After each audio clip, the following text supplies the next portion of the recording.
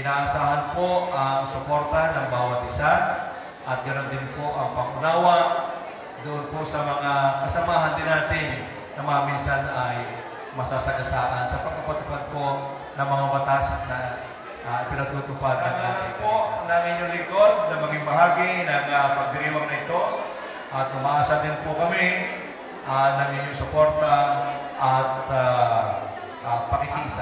Barangay Balagbag, munisipyo ng San Juan ay napagkalooban po ng 1 million na concreting. Kaya antay lang po natin yung special allotment release order at once na naipadala na po sa probinsya, ibibig na po natin ito.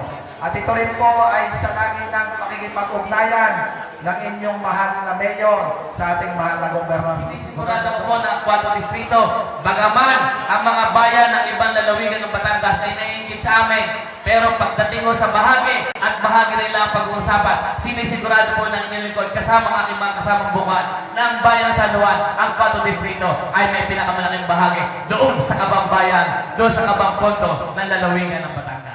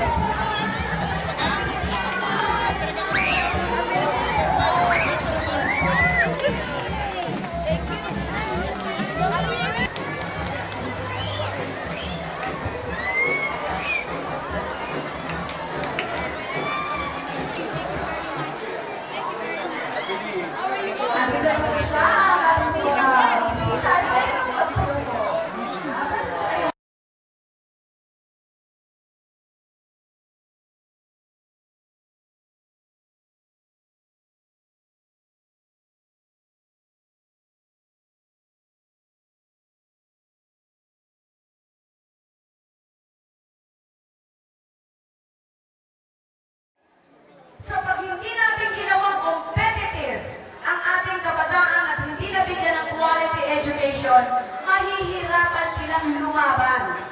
At kaya nga po sa pagtutulungan ng lahat dito, we give priority to our education program. Tama po ba? Even yung kakulangan ng teachers, from the local kay Mayor Manalo sa amin, nagdadagdag ho kami. Dahil mas dumadami ang school, ang classroom, mas nangangailangan ng additional teachers. Tama ba? And that is the only way we can give quality education to our students. Even the school supplies. Kailangan ganahan sila mag-aral, kailangan mabigyan ng magagaling na guro, at kailangan nakasuporta ang magulang. Natin ngayon na mag-iiwan kami ng 1 million na para po sa mga recipients po nitong Balay project.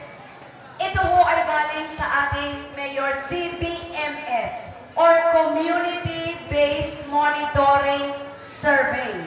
Ito po yung ginawa, sino yung pinaka-nangangailangan para matulungan ng pamilya na sa ganon ay makaahon.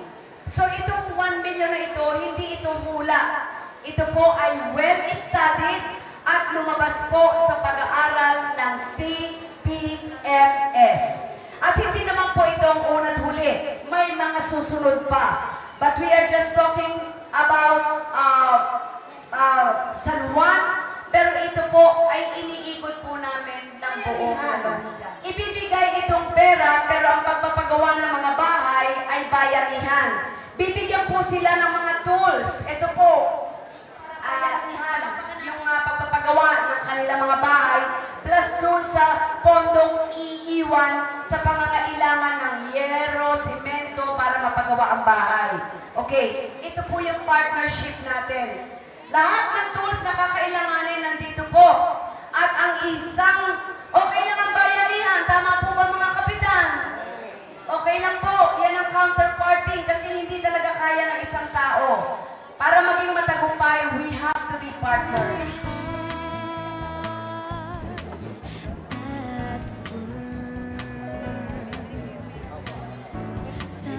Sama tayong lahat, walang hindi magagawa.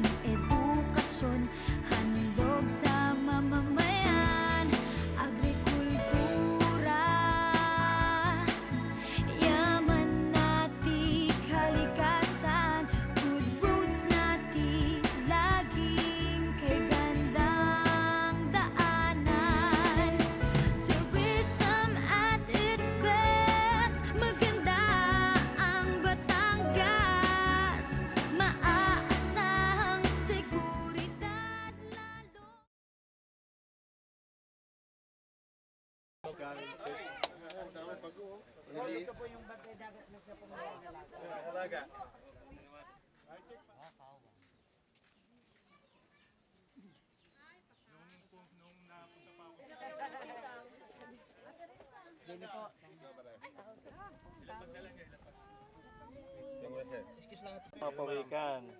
Bless, Jacob! Dala natin, ating alpasan, dala natin. Oh, you bless. Yan po. Hindi ba bumabalik din dito pagka manganganak na? Dati rin yung... Hindi, Yung bata ka iiwanan rin niya na yan, tama? Yung mga anak niya, mas lalakad na sila ng tubig. Pero yung mother, pag nabuntis, dito uli siya babalik. Opo, tama. Even itong mga ito. Dito rin sila babalik.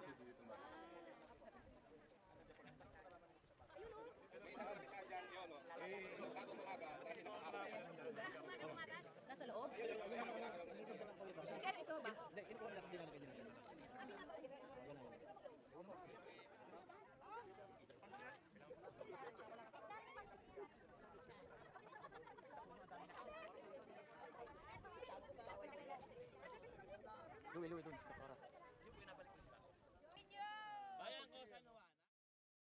Ito ay parte ng aming pangangalaga sa kalikasan. Andito si Kabaldasar, yung mga bantay dagat nasa likod para ipakita na ang Batangas po ay isa sa lalawigan na nagbibigay importansya sa pangangalaga po sa kalikasan, pati sa dagat.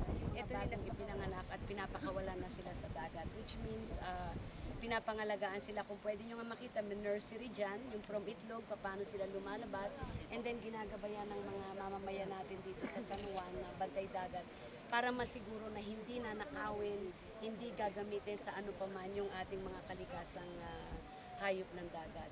Which is one perfect example, yung mga turtles, yung pawikan.